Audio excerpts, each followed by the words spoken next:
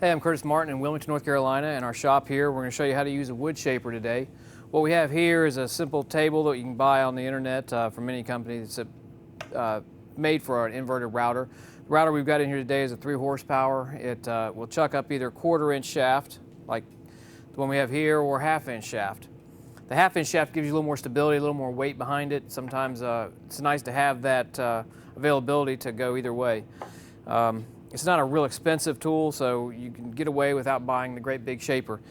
We're going to cut some wood here today, cut a groove in it, but what I want to show you basically is the parts of the machine. You've got the, this is the cutter head down here. It's bolted to the head plate that's inverted. This is a fence that adjusts backwards and forwards. You can do angles with it also. It also has a dust collector hooked up to it so that all the debris gets sucked up and out of the way.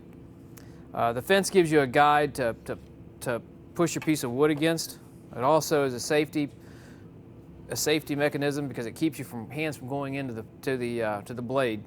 You want to keep your fence as close as possible, whatever width of the blade you're using. If you're using a wider blade, of course, you'll have to open up the fence. If you're using a smaller blade, router bit, you can bring the fence closer together.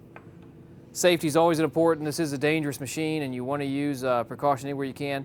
As your fingers come to the throat plate, which is this clear plastic area, you want to move them around the throat plate, continuing your push up until you get to the throat plate. So as we go across, we're going to stay away from that area as much as possible and still keep a firm downward pressure and against the fence.